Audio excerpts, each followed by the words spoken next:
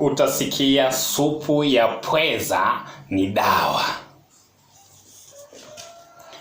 Supu ya pweza ni dawa. Ni dawa ya nini? Ya malaria, typhoid, amiba, uti wa mgongo. Ni dawa ya nini? Yaani wewe tamaa zako za kula vitu najisi ambavyo Mungu amekataza, unatafuta kwamba ionekane kile unachokula ambacho Mungu amekataza, ukitafutia kukitetea, ukitafutia yani unaitetea dhambi. Unatafuta namna ya kuitetea dhambi ionekane dhambi nzuri. Siwezi kuacha kula kitimoto kwa sababu kitimoto ni nyama tamu kuliko nyama zote. Na kibaya zaidi, na kule unakoabudu wewe umechanganywa mazima. Yaani ukaambiwa kimwingiacho mtu hakimtii mtu nini? Unajisi. Bali kimtokacho. Kwa maana hiyo eti ni kwamba nikila nguruwe, nikienda nikitapika ndo najisi, nikila ikienda sio najisi. Yaani na maana kile chenye nikila mimi kikanikataa,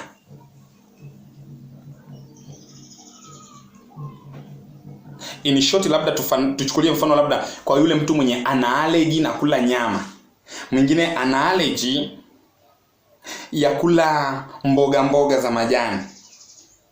Yaani huo ni mfano sasa. Ina maana huyu ndo ametafuta naye huo utaratibu, akakwepea kwenye hilo fungu chwa.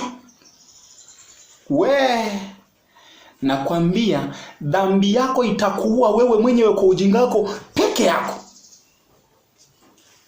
Kwenye lile somo mwanzoni niliishia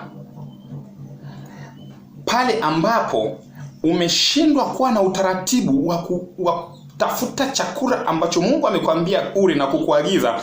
Umeenda kula chakula chenye Mungu hajakuagiza. Wewe unaturudisha Edeni wewe. Nakuuliza, unaturudisha Edeni. Yaani tuna machungu yajaisha, unaendelea yaani unarudisha watu kwenye machungu wewe.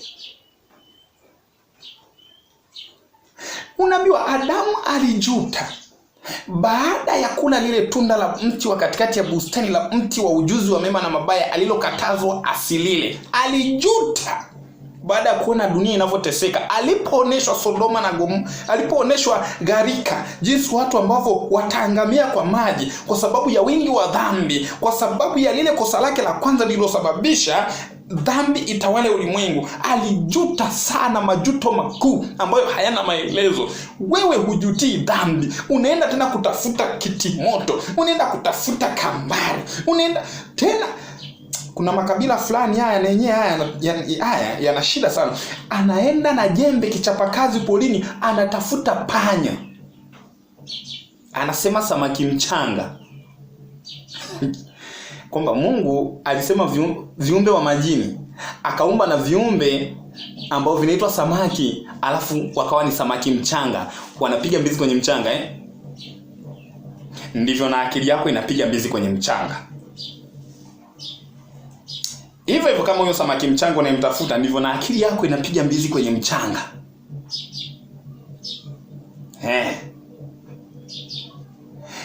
Yaani wewe unakula panya,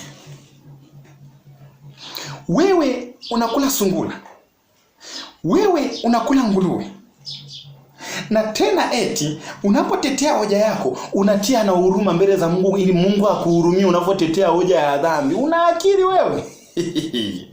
Sipati picha bro. Sipati picha. Aisee mpendwa, sipati picha. Mungu hana mzaa. Mungu hana mzaa. Hakuna dhambi itakayopakwa mafuta ikawa safi au ikaoshwa na sabuni dofi. Nice one. Ya mche kipande iwe safi. Dhambi itakasike ing'ae. Hakuna. Hicho kitu sahau. Mmejichangamana na mwingine anasema kunywa pombe kwa ajili ya tumbo lako mwenyewe.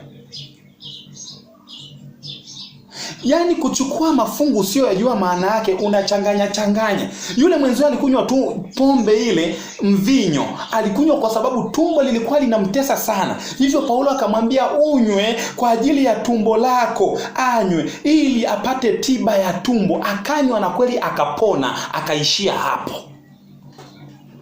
Wewe leo umeenda kuichukua ile pombe, unaichapa asubuhi, tena unalala unaiamkia.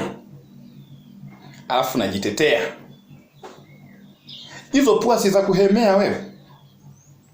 Uvute oksijeni, utoe kaboni.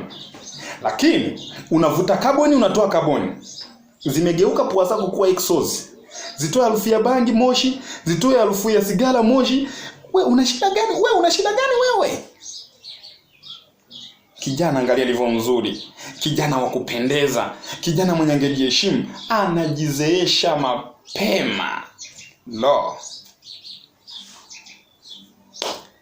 Angalieni tusije tukaingia kwenye safina watu 8. Yaani niwaambieni, Mungu anasema hivi, kuna furaha mbinguni mtu mmoja mwenye dhambi akitubu na kuiacha dhambi. Kuna furaha. Kumbe Mungu, furaha mbinguni kwa mtoto huyu.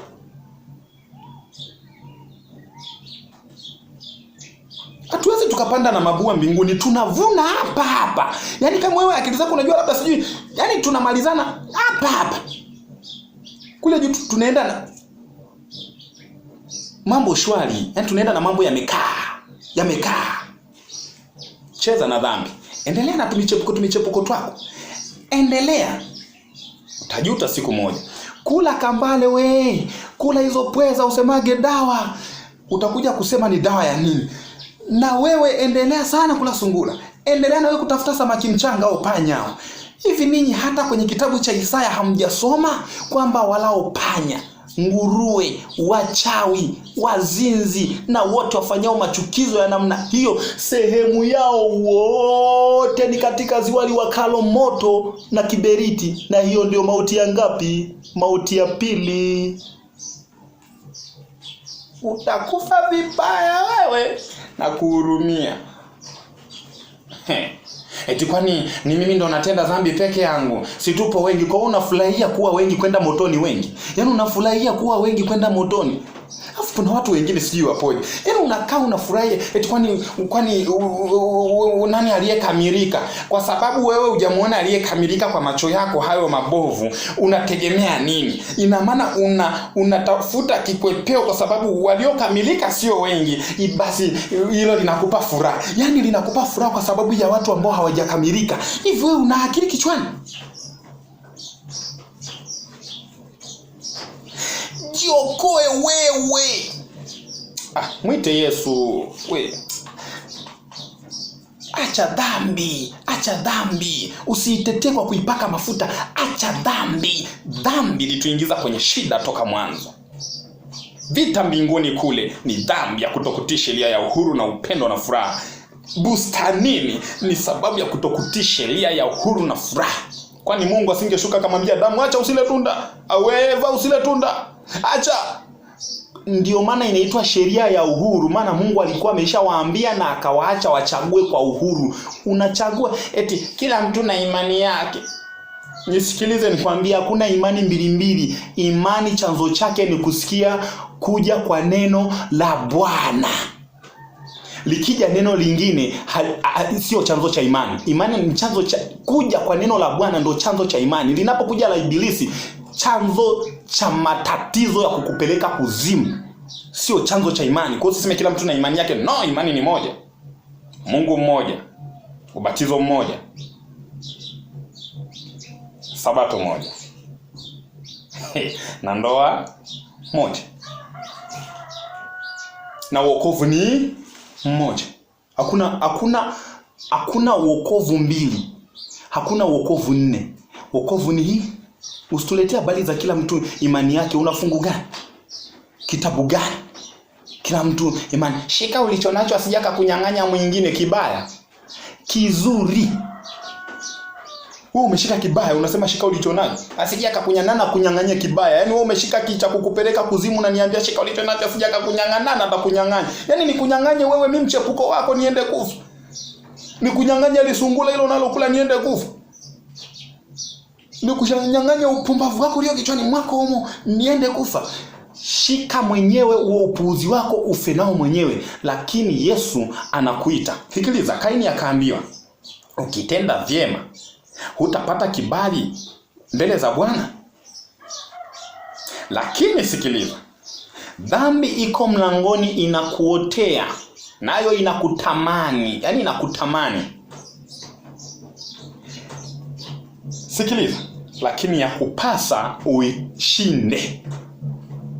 Kumbe inakupasa uishinde dhambi ya kula vitu najisi. Inakupasa uishinde dhambi ya uzinzi. Inakupasa uishinde dhambi ya kuabudu siku ambayo Mungu hajakuagiza. Inakupasa uishinde dhambi ya kuwa na kiburi cha imani.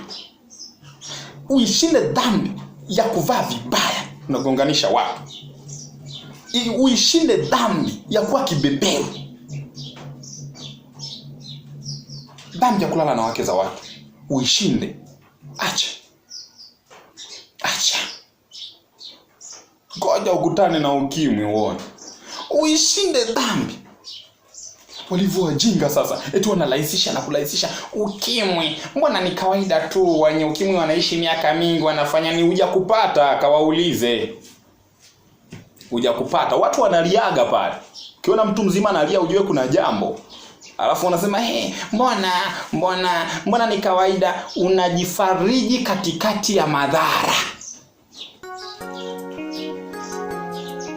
Waangalie walio kwa Yesu jinsi vinyo wana furaha na amani. Ingawa ni masikini, hawana kitu, lakini wana furaha. Na usisefu kichwani mwako kwamba kwa Yesu kuna maskini. Angalia kazi ya Mungu inavyoenda mbele, maana yake wamebarikiwa. Sikiliza. Acha dhambi, mwambie Mungu. Ufanyaje? Samsoni akamwambia Mungu nikumbuke mara moja tu. Na wewe mwambie Mungu nikumbuke. Ibrahimu akasema nikumbuke. Mungu akamkumbuka. Waliokumbukwa na Bwana wana bahati. Mwambie Mungu nikumbuke. Jina langu naitwa Sam John.